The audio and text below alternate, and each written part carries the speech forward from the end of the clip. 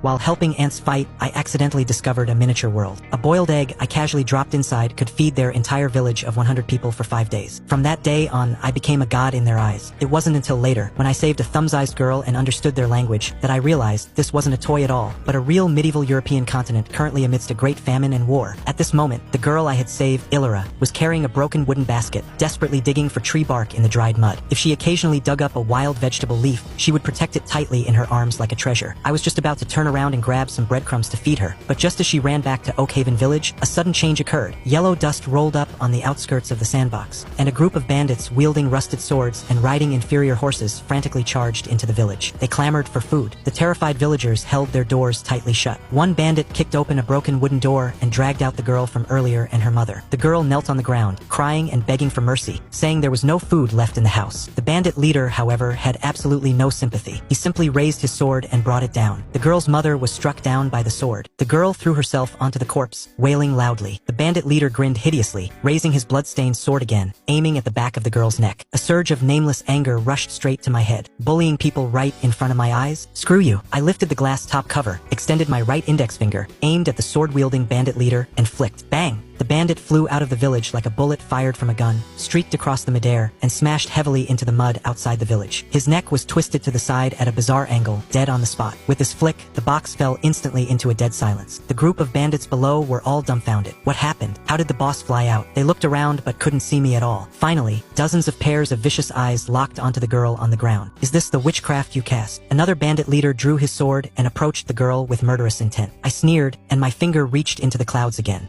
Curl finger. Flick. Smack. The second leader let out a miserable shriek and flew backward over a dozen meters. All the bones in his body shattered, and he was pasted onto the ground, motionless. The remaining bandits went crazy with fear, scurrying around like headless flies. At this moment, the girl suddenly raised her head. Her gaze pierced through the cloud layer of the diorama box and crashed straight into my Silas eyes. It was a pair of eyes filled with despair, fear, and a faint glimmer of hope. She fell to her knees on the ground and bowed deeply to me. Almighty Holy Lord, save us. My heart jolted. This wasn't a toy. These were fucking living people. Seeing a few bandits still trying to grab the girl, I was completely enraged. Go to hell, all of you. I raised my right hand, spread my palm, and slammed it down hard toward the group of bandits in the village. The sound of wind and thunder roared. From the bandits' perspective, the sky was falling. Smack! One bandit was crushed into a flat human pancake. Mashed flesh mixed with blood splattered all over the ground. Smack! Another one. Smack, smack, smack. I swung my palm continuously, like swatting mosquitoes. With every strike, a new pool of blood appeared on the ground. A few seconds later, dozens of bandits were completely wiped out, all turned into minced meat plastered to the ground. I withdrew my hand. It was entirely covered in the pungent smell of blood. Real blood. I leaned back in my chair, watching the villagers tremblingly walk out of their houses, confiscate the bandits' weapons, and dig holes to bury the corpses. This box of mine connected to a living, breathing miniature world. After washing my hands clean, I fell straight to sleep. Pulling continuous all-nighters combined with the recent adrenaline rush made me pass out completely. When I opened my eyes again, it was already the morning of the next day. I abruptly rolled out of bed and rushed to the diorama box. Illyra had left the village again, carrying her broken wooden basket, her footsteps weak and floating. She continued to dig for food in the dried, thoroughly turned over dirt from yesterday. She was starving. She couldn't hold on much longer. I blurted out, "This girl has it so hard." As soon as I spoke, Illyra threw her head back as if electrocuted. Her gaze once again crossed dimensions and locked dead onto my face. Merciful Holy Lord. She prostrated on the ground, trembling like a fallen leaf. "I am so hungry. I beg you to show mercy and save me." She wants food? Easy. I rushed into the kitchen. There happened to be 2 freshly hard-boiled eggs in the pot. I scooped one out, ran it under cold water to cool it down, and peeled off the shell. I spoke softly toward the box. "Girl, hey, raise some food for you." Illyra stiffened all over, looking up at the sky in pleasant surprise. I pinched the peeled boiled egg with 2 fingers, slowly reached into the box, and gently placed it on the yellow sand in front of her. The girl's mouth gaped open. She was completely dumbfounded. From her perspective, how was this an egg? This was an ancient behemoth's egg, 30 meters long and over 10 meters high, pure white, emitting terrifying heat, lying across her path like a mountain of meat. Terrified, she stumbled back several steps and stuttered, Is this an egg? It's boiled. Just eat it directly," I said. She gathered her courage, leaned in, threw herself at it, and took a massive bite of the egg white. The next second, she grabbed the edges of the bite mark with both hands, buried her entire head into the yolk, and swallowed in large gulps like a madwoman, making muffled sounds of satisfaction. After taking a few bites, she abruptly pulled her head out and looked up at the sky timidly. "Lord Holy One,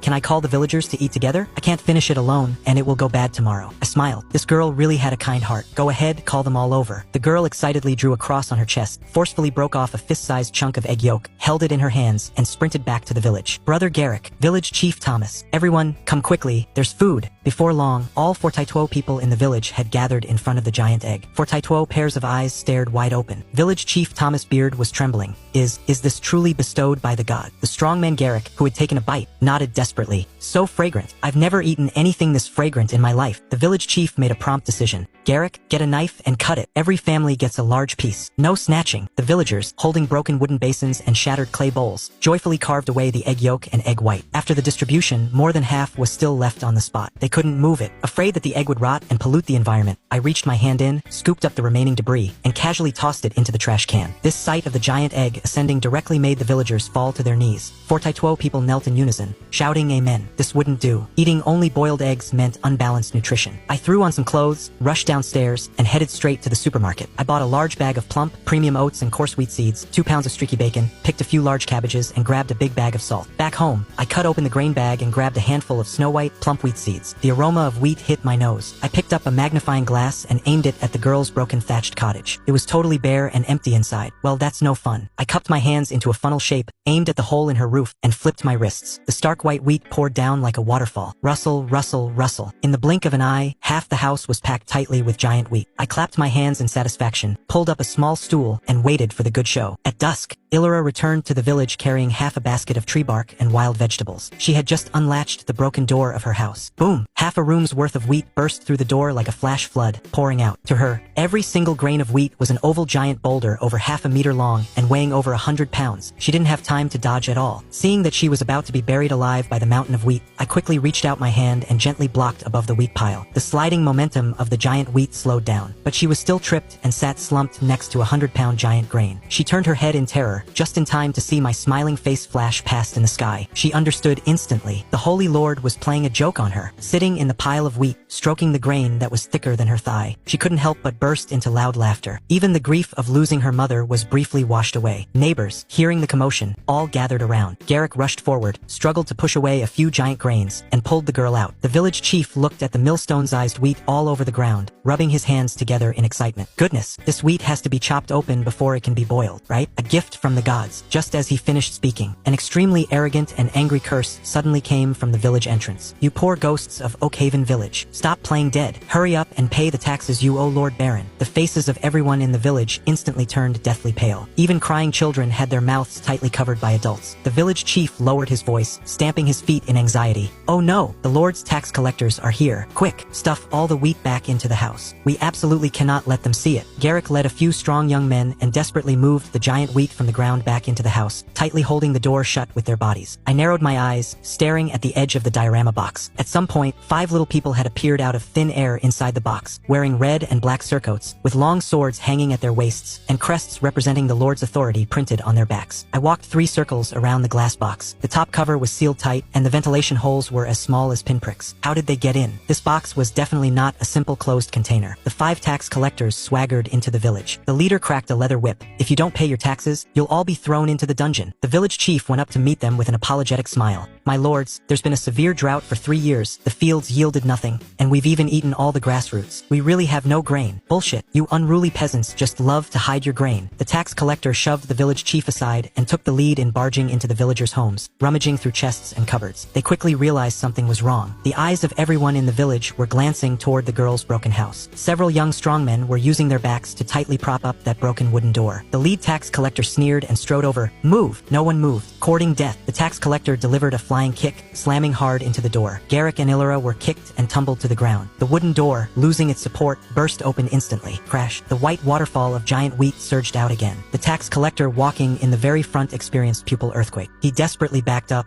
but his lower half was still buried by the sliding giant wheat grains. The 4 tax collectors behind him drew their long swords in terror, acting as if facing a formidable enemy. The scene was dead silent for over 10 seconds. The tax collector half buried in the wheat finally reacted, howling at the top of his lungs. What are you watching a show for? Pull me out, quick! His 4 subordinates frantically dug him out. They looked at the half-meter-long oval white giant stones scattered all over the ground, completely dumbfounded. Is this wheat? How can it possibly be this big? The village chief straightened his back. This is the divine wheat bestowed by the Holy Lord. sword. If you dare to touch it, the god will never forgive you. The 5 tax collectors looked at each other. Their eyes were full of greed. The lead tax collector spat. Stop using pagan ghosts and gods to scare me. Such exotic treasures rightfully belong to the baron's castle. He pointed at the girl. This witch is deceiving the public with her lies. Take her down. Bring her back to the stake. Silas took out my phone and went click, click, taking a few high-definition macro photos of the tax collectors. My left hand was already hovering over the box. Looking for death. Huh? Alright, I'll grant your wish. The girl looked at the approaching tax collectors and suddenly started screaming like crazy. Don't come closer. Run away quickly. The Holy Lord has already raised his hand. He will smash you all into meat paste. The tax collectors looked up at the sky. It was a clear, cloudless sky. There wasn't even a bird. Smelly bitch, still daring to play tricks. The lead tax collector grinned hideously, raised his sword hilt, and swung it down to smash the girl. I didn't wait any longer. I extended my left index finger and thumb, and like pinching a flea, precisely clamped down on the shoulders of that lead tax collector. Ah! The tax collector let out a scream like a slaughtered pig. He felt his shoulders being tightly clamped by 2 invisible massive mountains. His bones emitted teeth-hatching crack sounds and instantly fractured. I raised my wrist. Both his feet left the ground. He was pinched up out of thin air by me, suspended over a dozen meters in the air, pedaling his legs frantically. A demon! There's a demon! The remaining 4 tax collectors wet their pants in terror and plopped down on their knees. The tax collector in midair soiled himself, crying and begging for mercy. Grandpa God, spare my life. This lowly one will never dare again. I curled my lips in disgust. I took a deep breath, aiming at the 4 tax collectors on the ground, and blew hard. Whoosh boom. A gale rose from the flat ground. A Category 12 typhoon executed a precision strike. The 4 tax collectors were blown away like rolling gourds, flying backward for several meters, tumbling and crawling before falling flat on their faces. I lowered my voice and spat out 2 words toward the box. Get lost. My voice was like a massive bell, shaking the sandy ground. The girl immediately shouted, The Holy Lord told you to get lost. You are forbidden to speak a word of what happened today. Yes, yes, yes. This lowly one absolutely won't breathe half a word. I loosened my fingers. The tax collector in midair plummeted onto the sandy ground with a splat, knocked completely dizzy. Tumbling and crawling, he followed his 4 colleagues, running wildly out of the village like a madman. I stared intently at their escape route. They ran to the edge of the dried land, which was a transparent glass wall of the box. Unexpectedly, they crashed headlong into it without any hindrance. They didn't shatter the glass, nor did they phase through into my bedroom. Instead, they vanished out of thin air. My brain worked at lightning speed. This box, it's a one-way observation port. The villagers were still praying to the sky. Cleared my throat. Divide the wheat. I have a few questions for you. Which kingdom are you in? What year is it now? Illyra quickly relayed my words to the villagers. As a result, all Fortituo little people had massive looks of bewilderment on their faces. The village chief scratched his head and ears. Kingdom? Year? This? Our ancestors haven't left the village for generations. We really don't know. I sighed. A bunch of illiterates. Asking them was useless. Seeing me sigh, the village chief was terrified and quickly said, Holy Lord, please quell your anger. We don't know, but there are literate lords in the city. The clerk in the baron's castle definitely knows. He turned around and grabbed Garrick's shoulder. Garrick, tomorrow morning, take a few strong young lads, eat more divine wheat, go to the castle territory and invite that clerk over.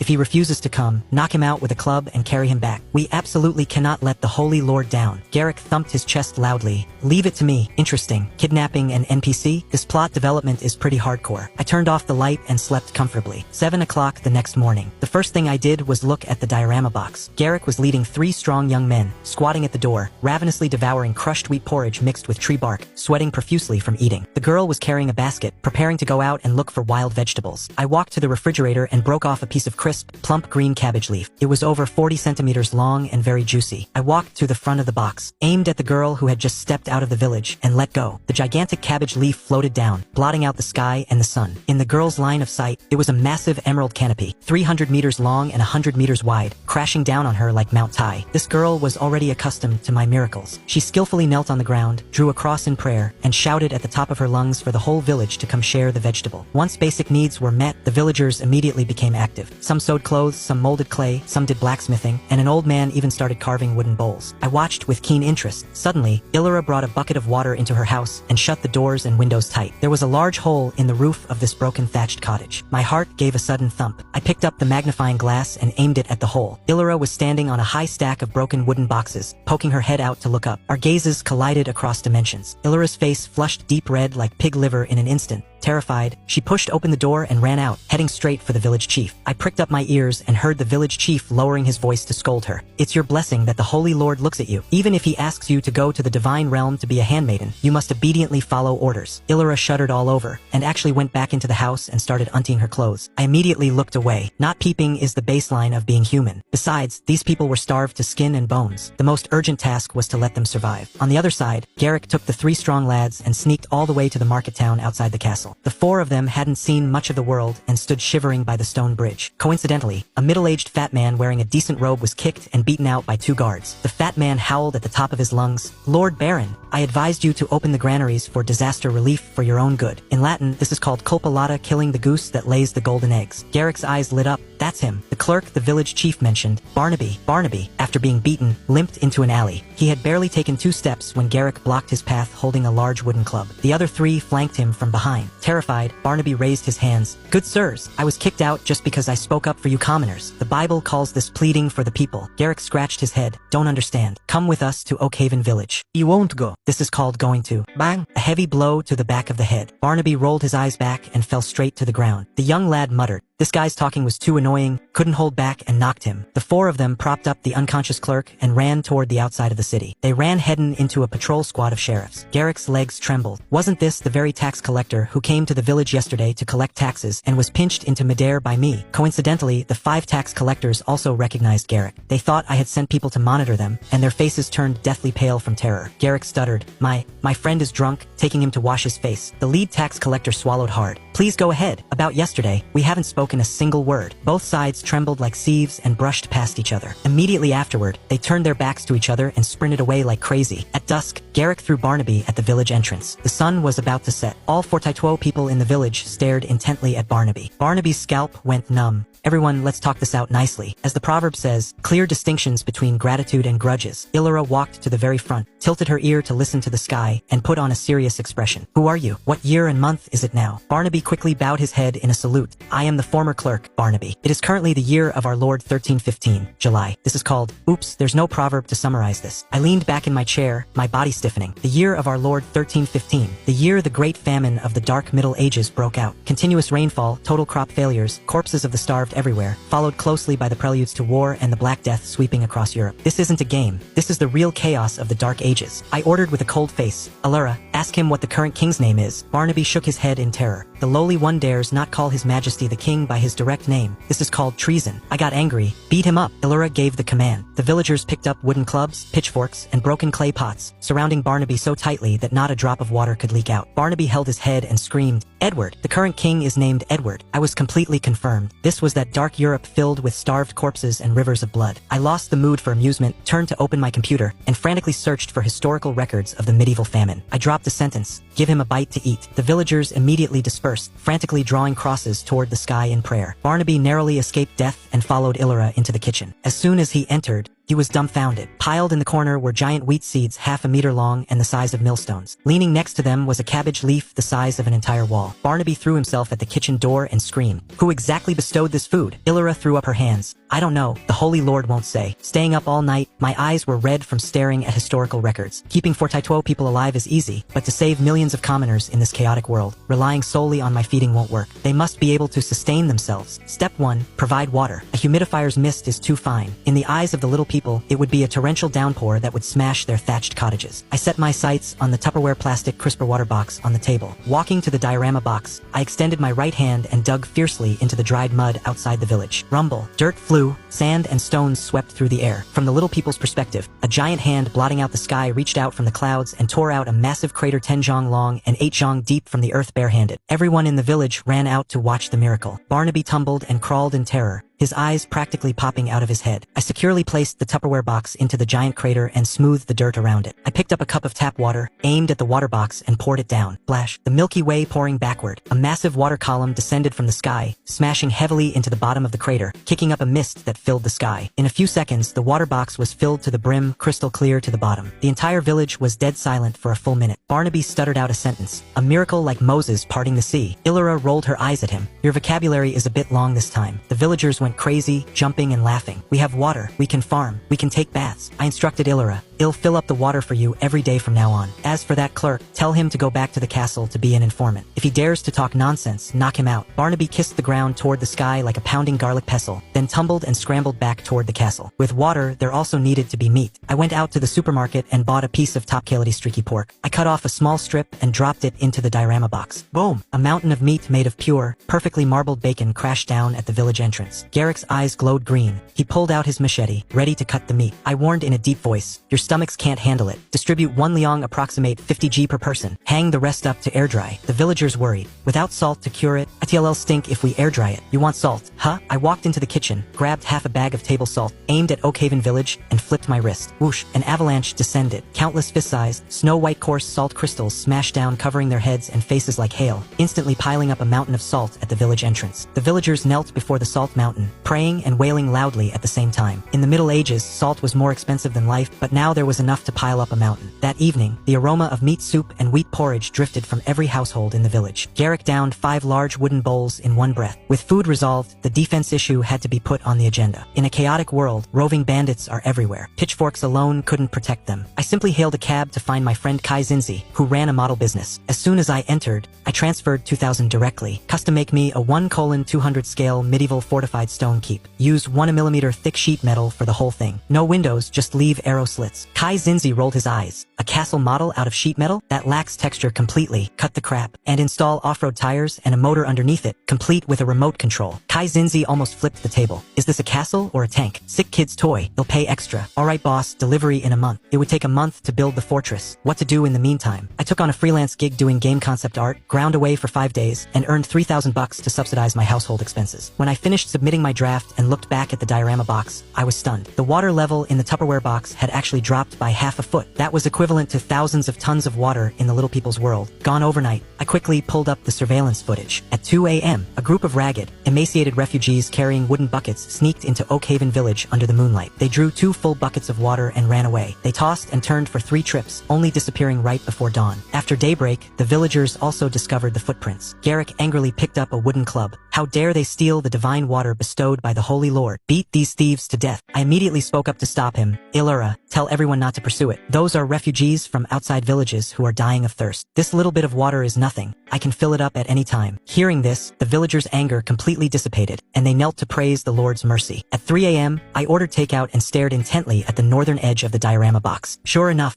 that group of water thieves came back. The leader was a dark-faced man with a full beard. He led dozens of people, tiptoeing to the edge of the pond. Looking inside, they were all dumbfounded. The water level they had stolen down yesterday was full again. Blackbeard cursed in a low voice. Who cares where the water comes from? Hurry up and fill up. Don't make a sound. They plunged their heads into the water and drank wildly, then desperately drew water. Watching these refugees, starved out of their original forms, my heart ached. I wanted to give them some wheat, but I was afraid the giant wheat weighing dozens of pounds of grain would scare them to death. I turned and walked to the kitchen, tearing open a bag of refined flour. I grabbed a small pinch. Modern refined flour, magnified 200 times, was still just slightly coarser spherical granules. Holding my breath, I pinched the flour with 2 fingers. While they had their heads buried drawing water, I silently reached into the box. I gently rubbed my fingertips together, and it fell onto the mud behind them. A small hill made of snow-white flour spheres appeared out of thin air. Blackbeard filled his water, picked up his carrying pole, and turned around. His movements instantly froze. The water buckets smashed onto the ground with a clang, spilling all the water. He stared dead at that flour mountain, his eyeballs practically popping out. The people next to him panicked. Boss, the water spilled. Shut up. Look behind you. Dozens of refugees turned their heads in unison. They were all frozen in place as if struck by an immobilization spell. Blackbeard rushed over, picked up a white sphere, and stuffed it into his mouth. Raw flour. It's all top-grade refined white flour. He roared in a suppressed voice, trembling all over. It must be the people from Oakhaven village who secretly placed this here. They knew we were stealing water, and not only did they not expose us, they even gave us food. The group of people were so excited they wiped away tears. Pour out the water. Use the wooden buckets to pack the flour. power. Whoever dares to spill a single grain, they'll smash his head in. The refugees madly poured the water back into the pond, wiped the wooden buckets dry, and carefully filled them with the flower spheres. Before leaving, Blackbeard put down his carrying pole and bowed deeply, placing his hand on his chest toward the direction of Oakhaven Village. Today's generous gift, I, Rowan, shall remember. I will definitely repay it in the future. Hearing this name, my brain buzzed with a hum. Blackbeard Rowan? I quickly opened my computer and dug out the medieval historical records I had checked a few days ago. The starting point of the massive peasant uprising that swept the entire kingdom. The first fire that ignited the chaotic world. The ancestors of the rebel army that beat the king's army into repeated retreats. It was this Blackbeard man who took the lead in stealing water and was fed full by my handful of flour. I stared at the direction Rowan vanished, my scalp tingling. The progenitor of the uprising was in the neighboring village. The Lord Baron's head was about to be chopped off very soon. The flames of the peasant uprising were imminent. They were about to burn their way to Oakhaven Village. The sheet metal castle would take another month to deliver. Distant water cannot quench an immediate fire. I had to immediately get some defensive gear for the village. My gaze swept frantically across the room. On the coat rack there was a rusted, curlied-up piece of scrap sheet metal. In the corner of the desk, there was a box of unassembled Lego bricks. The corners of my mouth curled up. I choose you. I grabbed that piece of barbed scrap sheet metal and a few Lego bricks, strode to the diorama box, and sneered, "Brother Rowan, since the chaotic times are about to begin, they'll first give Oakhaven Village some modern hardcore tech and brute force." Just as the sky began to lighten, Illyra pushed open the broken door. I pinched that piece of sheet metal I had stripped from the coat rack. It was 10 centimeters long and 0.3 millimeters thick. Aiming at the empty ground in front of her, I threw it straight down. Boom! From the little people's perspective, a supergiant black iron plate 20 meters long, 10 meters wide, and 60 centimeters thick smashed heavily onto the dry ground. The dust it kicked up was fully 3 stories high. Illyra looked up, her little face flushed red. "Holy Lord, are we eating iron plates today? I can't bite into it." I chuckled, "Glutton, this is for you to make iron armor." Blacksmith Bran ran over, circled the giant iron twice, and slapped his thigh anxiously. "Such a huge piece of iron. My broken furnace can't melt it at all. Too much nonsense." I directly reached both hands into the cloud layer. I pinched that 0.3 millimeter thin sheet metal, twisted it left, twisted it right, and gave it a hard snap. Snap! The sheet metal broke. Snap again. Snap, snap, snap, snap. Amidst the pupil earthquakes of the entire village, 2 invisible giant hands blotting out the sky casually kneaded and tore the super iron plate that was 60 centimeters thick, snapping it into dozens of pieces of scrap iron like snapping biscuits. Divine might pressed down. The villagers' knees went soft, ready to kneel again. I ordered in a deep voice, "Hurry up and take it to Quench and Forge. Roving bandits will be running all over the place soon. Every able-bodied young person must forge a set of iron armor, take up the captured bandit swords, and defend this village to the death for me." Everyone scrambled to gather firewood to fire up the furnaces. While they were working, I brought over a basket of dusty Lego bricks. Click, click, click. My hands flew, quickly assembling a long, colorful horizontal strip. I lifted the strip, aimed it at the outskirts of Oakhaven Village, and firmly pressed it into the sandy ground. I enclosed it in a closed loop, deliberately leaving an opening for the city gate. The earth trembled violently, wind and thunder rolled. The villagers looked up and were all dumbfounded. A giant, multicolored city wall, 2 zhong high, rose straight out of the ground, wrapping the entire village up tight. Illyra climbed to the top of the wall along the studs of the Lego bricks and raised her arms, shouting, "The Holy Lord has bestowed a city wall. Everyone, quickly make wooden gates and prepare to defend against thieves." The villagers enthusiastically chopped down big trees. They stripped the branches, wanting to tie them side by side to make a wooden gate. They failed very quickly. The grass ropes they twisted by hand snapped with a gentle pull. A row of logs crashed apart. Hours of work went completely down the drain. Seeing this, I directly dug out my fishing bag from under the bed. I pulled out a 0.4 fishing line. This thing's diameter was only 0.1 millimeters. Magnified 200 times inside the box, it was a thick 2-centimeter hawser. I snipped off a section and casually tossed it into the village. "Tie it with this." A transparent, crystal-like long rope descended from the sky. The villagers used knives to cut it. Dull blades sawed away frantically, and they sweat bullets from exhaustion before barely managing to cut it. Several strong men pulled desperately from both ends, but it didn't budge an inch. It's stronger than hemp, ropes thicker than an arm. Could this be the noose of an angel? Will we be condemned by heaven if we cut it? I scolded. "Stop being so superstitious all day. That's my toy. Get to work." With the divine rope, 2 solid wood main gates, 2 zhong high, were tied together in an instant. The village's hardware was up to standard. The software had to catch up. I told Garrick to take people into the city to find that clerk Barnaby, who was fired by the Baron, to get me some technical talent back here. The moment Garrick set foot into the territory's market town, the entrance of the Baron's castle exploded. Barnaby was grabbing a familiar guard to strike up a conversation. The guard lowered his voice and sneered. "Lord Baron sent people to Clearwater Town to collect taxes. There was no grain, so they directly robbed the serfs of their winter wheat seeds." Barnaby's scalp instantly went numb. Robbing wheat seeds, that's the lifeblood of the serfs. There was a ruthless man in Clearwater Town named Rowan. This was definitely going to cause a rebellion. He took off running back to his courtyard, running right into Garrick, who had just arrived at his door. Upon hearing that Oakhaven Village was building iron armor to defend against thieves, Barnaby instantly realized the Holy Lord had long predicted that Rowan would rebel. Without a second of hesitation, he shoved his wife, daughter, maidservant, and manservant all to Garrick. Take them to Oakhaven Village to seek the Holy Lord's protection. Flee, quickly. Garrick was simple-minded. Obediently, he took the women and children and turned back to sprint wildly out of the city. The moment they stepped out of the city gate, on the hillside in the northwest corner of the market town, hundreds of men with their faces smeared with charcoal charged out, brandishing pitchforks and flails. The one taking the lead was precisely Blackbeard Rowan, heartless tyrant, stealing our wheat seeds. Who dares to follow me and charge into the castle? Idare, charge. The flames of rebellion were thoroughly ignited. Hundreds of refugees flattened the city gates like mad dogs, pouncing straight at the castle. The veteran guards defending the gates were so scared they stripped off their surcoats and lay face down in the stinking ditch playing dead. The entire market town devolved into a living hell. Barnaby didn't run.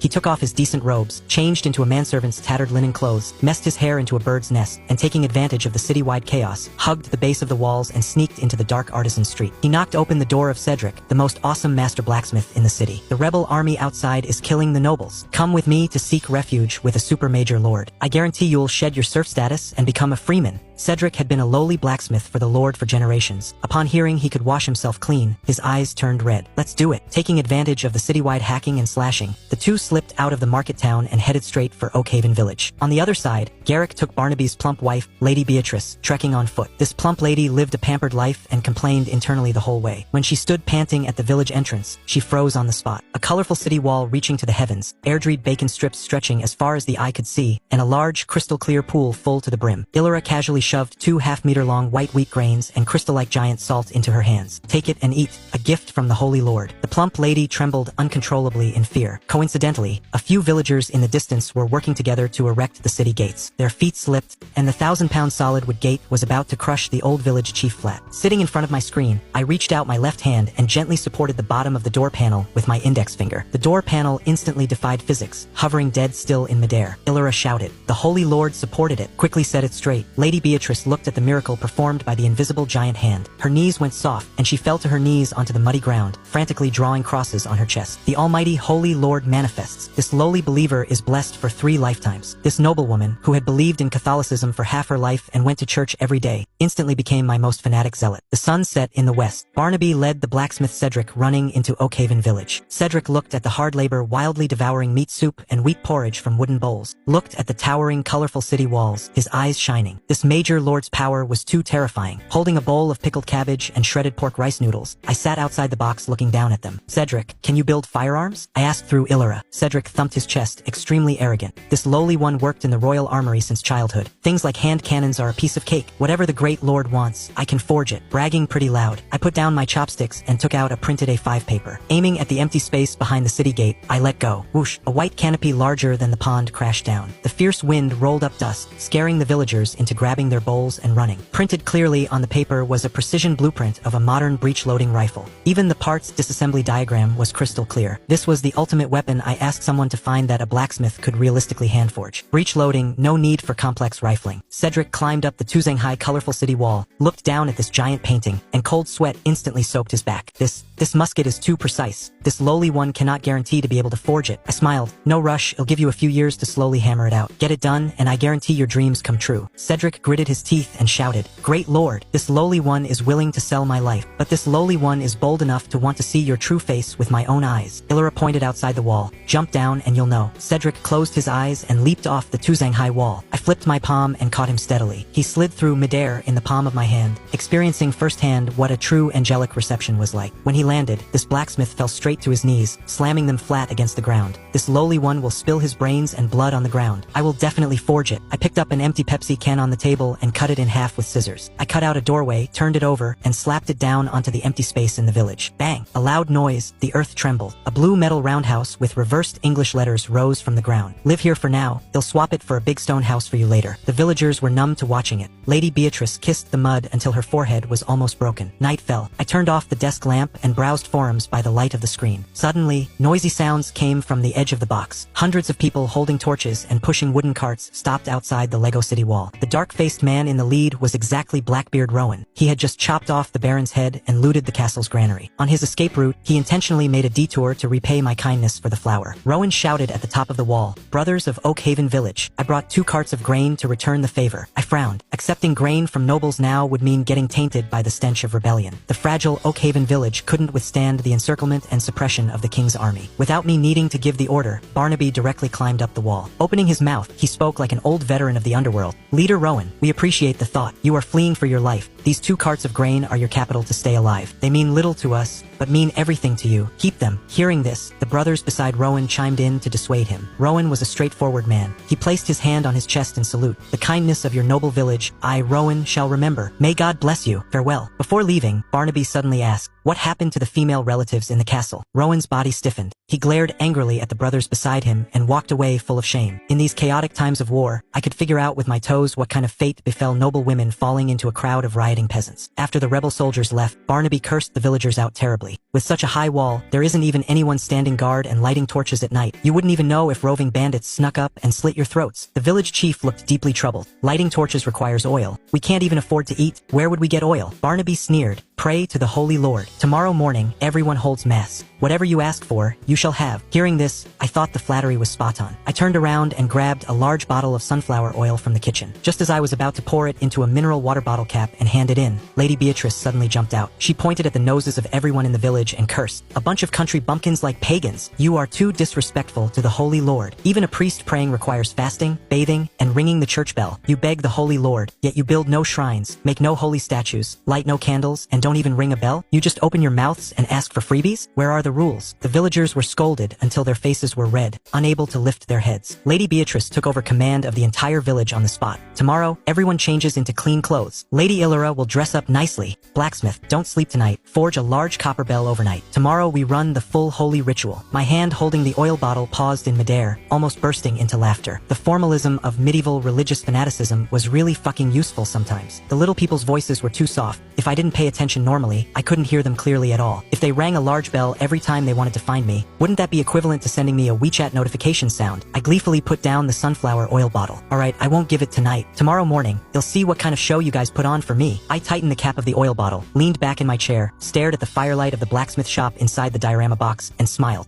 It wasn't in vain that I found you technical talent. Tomorrow, let me hear just how loud this first medieval exclusive divine notification sound will be. Early the next morning, I was still dreaming when I was jolted awake by a burst of clang banging sounds from broken copper and scrap iron. Rubbing my eyes, I looked into the diorama box. Good heavens, all 48 people in the village had lined up in neat formations of knightly squires and serfs. Illyra had been dressed up by that devout Lady Beatrice to look like Joan of Arc descending to earth. Wearing a pure white linen robe and a flower crown on her head, she absolutely stood in the center position. If she were in the modern world, this level of beauty would have Hollywood talent scouts handing her business cards on the street. Holding a wooden cup, she toasted the heavens and sprinkled it on the earth. She knelt on both knees, put her hands together, recited a long string of stuttering Latin hymns, and finally shouted at the top of her lungs. This humble believer is bold enough to ask for the deity's honorable name. I yawned and casually gave my real name, Silas. Upon hearing this name, Lady Beatrice trembled with excitement. This was clearly the name of an ancient prophet. She took the lead in kissing the ground and roaring, "Praise the almighty holy Lord Silas." The whole village followed suit, drawing crosses in unison and prostrating on the ground. "Alright, your buddy is now the Holy Lord." Illyra continued to report. "Defense against thieves requires lighting torches all night, begging the Holy Lord to bestow lamp oil." I turned around, picked up the sunflower oil from the kitchen, filled a mineral water bottle cap, and gently placed it into the box. In their eyes, this was a supermassive oil pool 10 feet in diameter and over half a person deep. The pure aroma of modern vegetable oil rushed straight to their heads. That simpleton Garrick drooled all over the ground and wanted to down the oil pool right then and there, but was kicked flying by the village chief. I didn't let everyone distribute it randomly. I directly designated that this pool of oil be handed over to the clerk Barnaby to manage. This old fox understood my meaning instantly. Oak Haven Village was currently a loose sheet of sand. It needed him to enforce discipline. I struck while the iron was hot,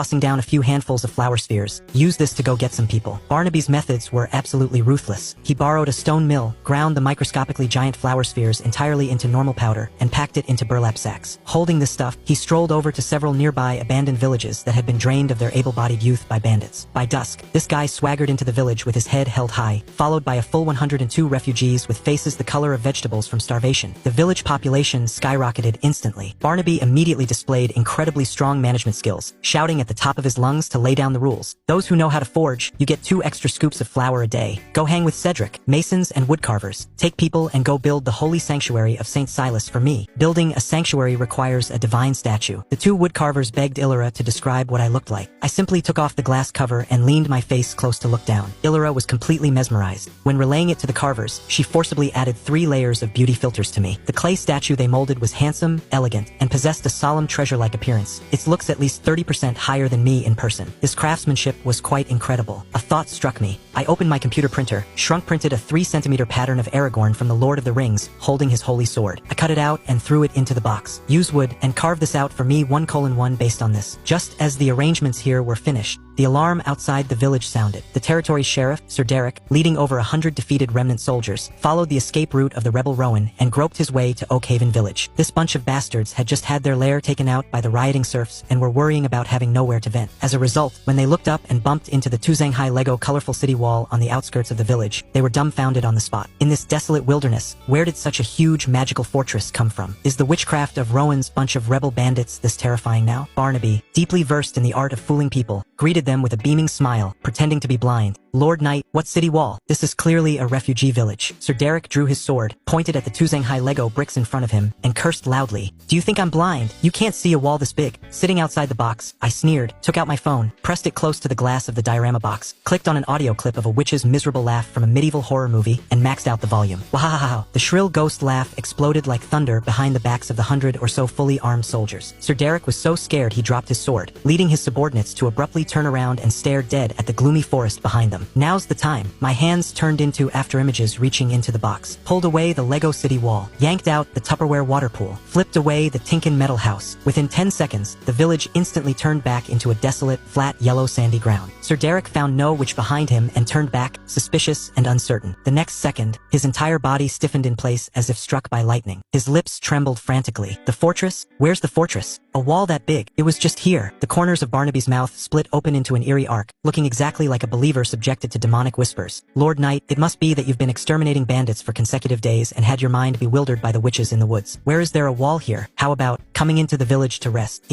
Sir Derek looked at the villagers kneeling all over the ground drawing crosses, recalled that burst of witches' laughter just now, and was scared out of his wits. There are demons. God protect us. This guy tumbled and crawled onto his warhorse, taking his 100+ soldiers and fleeing into the desert like crazy. After they ran far away, with a wave of my large hand, the Lego wall, water pool, and house once again descended from the sky, firmly smashing back into their original places. The newly joined refugees looked at the scene, knelt on the ground frantically kissing the mud, their faith directly maxed out. A few days later, the midday temperature in midsummer approached 40 degrees Celsius. A refugee who was building the sanctuary under the scorching sun suddenly plopped down, foaming at the mouth, passing out from heatstroke. I turned around, pulled open the freezer compartment of the refrigerator, pried out a small piece of crushed ice, put it into a mineral water bottle cap, and poured it full of cola. I placed it steadily into the village. A large brown pool, several meters in diameter, with a giant iceberg stuck in it, bubbling with cold air, appeared in the village. What is this? It's even bubbling black. Illyra shouted. The magical nectar bestowed by the Holy Lord. It cures all diseases. Everyone crowded around and drank wildly. The ice-cold carbonated bubbles exploded in their stomachs. The whole village was thrilled. The villager playing dead from heatstroke scrambled up and hugged the edge of the pool, chugging fiercely. That strongman Garrick was even more addicted. Carrying an axe, he charged up the mountain like crazy, chopped a pile of top-grade raw logs, dragged them back to the village, and didn't ask for food, only wanting to exchange them for a mouthful of black nectar. Laughing and cursing, I drew a syringe full of cola, dripped it into the wash basin he made himself, filling it directly to the brim. That evening, the 2 carvers knelt on the ground holding the Aragorn wood carving. It was done. I picked up a straw, sucked up a few drops of modern paint, and dripped them in front of them. In their eyes, these few drops of paint were several high-grade paintballs 10 centimeters in diameter. Modern chemical products had maxed out color saturation, completely delivering a multidimensional crushing blow to medieval natural tree sap paint. The painted Aragorn wood carving was incredibly lifelike. Even the scales of the armor glinted coldly. I pinched this small wood carving, which was only 1 centimeter high, shoved it into my pocket, and headed straight for my old friend Kai Zinzai's model shop. Old Kai looked through a magnifying glass and his scalp tingled. This is a fucking micro-carving artwork. The craftsmanship is unmatched. He took a few high-definition macro photos, posted them on his WeChat Moments, and priced it at $8,888. Within 5 minutes, an appreciative European rich guy instantly bought it and paid. Old Kai slapped his thigh, shouting that he sold it too cheap, and immediately messaged the rich guy privately. Half an hour later, Old Kai sent a WeChat message. Silas, the rich guy offered $1.2 million. He wants a custom 1mm micro-carving of the Archangel St. Michael. He wants to put it in a transparent cross pendant and flip it at an auction house for millions in massive profit. Staring at that string of zeros on the screen,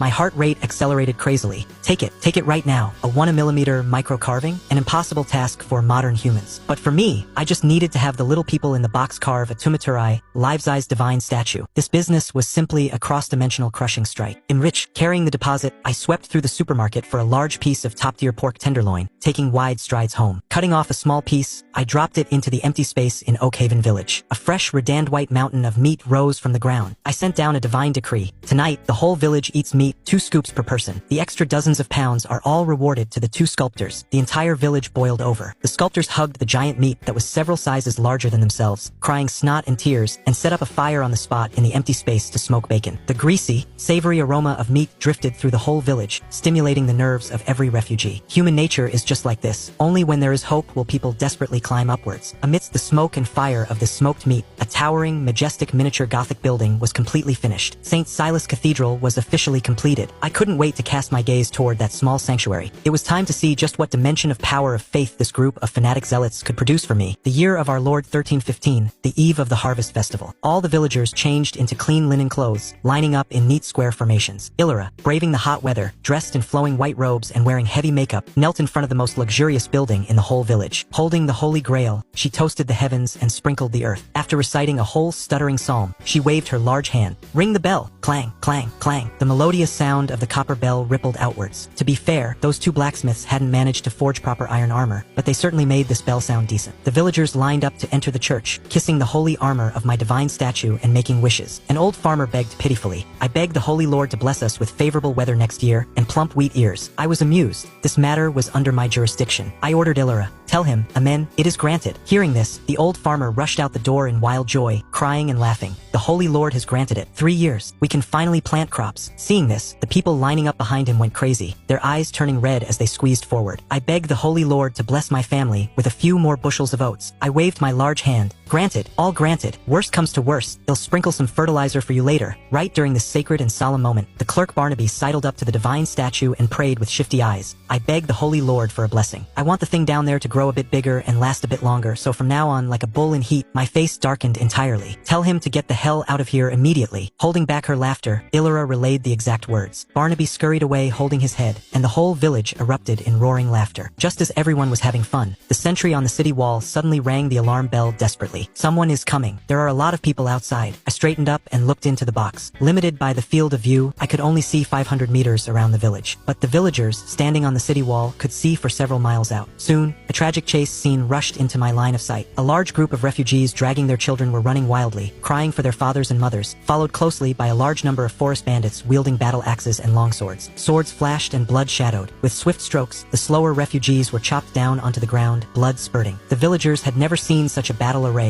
and their legs went soft from fear. Barnaby roared at the top of his lungs, "Grab your weapons! Pot lids, pitchforks, logging axes, everyone get on the wall for me." At the very front ran a carriage, bumping its way to the bottom of the city gate. The one driving was a middle-aged noble wearing a velvet cape, looking up and shouting anxiously, "Please open the gates and let us in to hide." Barnaby poked his head out and recognized him. "Lord Viscount Eldrick? Quick, open the gates and let them in." The winch turned, and the wooden doors had just opened a crack when the noble's carriage plunged into the village. But the refugees following behind the carriage were practically heel-to-heel with the bandits. Opening the doors at this moment meant the bandits would definitely take the opportunity to charge in and slaughter. Barnaby was sweating profusely, caught in a dilemma of human nature. Close the doors? The refugees die. Don't close them? The whole village dies. I sneered. With me here, what human nature is there to test? I took a deep breath, puffed up my cheeks, and aimed at the mud outside the city. Whoosh! I blew out a breath fiercely. A Category 12 gale rolled up, dust filling the sky. sky, instantly pulling up a sandstorm that blotted out the sun and sky between the refugees and the bandits. The bandits were blinded by the sand and couldn't see directions at all. The refugees only needed to put their heads down and run forward. In just a dozen seconds, the distance was pulled apart. The refugees swarmed inside the city walls, and the large doors slammed shut tightly with a boom. The Viscount jumped out of the carriage, wiped his cold sweat, his heart still fluttering with fear. My White Raven Manor was breached by this bunch of rebel thieves. This is just a small band. There's a main force of hundreds or thousands behind them. Barnaby was shocked. A scale of 1,000? Don't Sir Direct's government troops care? The Viscount gnashed his teeth. The king's army is slacking off. They say this bunch of refugees will starve to death on their own by next spring after looting. They aren't sending troops at all. The strongman Garrick next to them was dumbfounded. He glared with his bull-like eyes and cursed. Looting until next spring is fine? Then I should just grab a fucking sword and go out to rob too. Illyra slapped the back of his head. Wake up! Do you want to be smashed into a meat pie by the Holy Lord? Just as they were talking, a clamor arose outside the city. A bandit leader carrying a two-handed greatsword jumped out, pointed at the city wall, and clamored. Which noble built this broken fortress? I give you half an shishin an hour to hand over 10 sacks of flour. Otherwise, when the city falls, even the dogs will be hanged. The Viscount had seen the world after all, and he suggested in a lowered voice, a wise man doesn't fight against impossible odds. If the village has grain, give him 10 sacks to buy off disaster. Charge this money to White Raven Manor's account. Barnaby ignored him, turned to look at Illyra, waiting for me to speak. Staring at that bunch of shriveled bandits who couldn't even get enough to eat, I let out a sneering laugh. Illyra, tell them, fuck compromise. Illyra took a deep breath, sank her chi to her Danshan lower abdomen. The Holy Lord says, fuck compromise. Garrick was the first to react, raising his axe and laughing wildly. Right, fuck compromise. Over 100 people in the entire village plopped to their knees, drew crosses toward the sky, and roared in unison. Fuck compromise! The sound wave shook the heavens, deafening the bandits outside the city. The Viscount was also dumbfounded, grabbing Barnaby. Is this heretical witchcraft of yours? What proper Catholic shouts this slogan? Barnaby chuckled. The sandstorm that saved you just now. Did you feel the wind? That was the Holy Lord casting a spell. The Viscount realized what it meant and suddenly shuddered violently. Seeing Oakhaven village giving no face, the thieves ran to get reinforcements. I had to get this bunch of newbie villagers some ranged heavy firepower. I turned and rushed downstairs, heading straight for the toy store opposite my apartment complex. Among a pile of flashy toys, I locked my eyes onto a box of miniature plastic trebuchets in the corner. They were only 3 centimeters long and wide, rebounding via plastic elasticity. Boss, how much? $1 each. Take the whole box of 50. He'll give it to you for 25. Scanned the code, paid, took the goods. Back home, the whole village was in full mobilization, boiling oil and moving stones. I cleared my throat. Illyra, tell everyone I'm issuing weapons. The people in the whole village immediately stopped their work, looking up at the sky with fanatic eyes. The Viscount thought this bunch of people had gone crazy and was just about to mock them. Pinching a green plastic trebuchet, I parted the clouds and slowly lowered it. In the Viscount's eyes, a low cloud broke open and a 5-color giant siege beast, 2 zhong long and 2 zhong wide, carrying a massive counterweight, crashed to the ground with world-destroying oppressive force. Yellow sand filled the sky. The Viscount's eyes almost popped out. A tray, trebuchet, this shape, this material. It's truly a weapon of war from heaven. Illyra directed the blacksmith Cedric. Take a hammer and stand next to the mechanism. When I say strike, you smash. I picked up a stone that was the size of a millstone to the little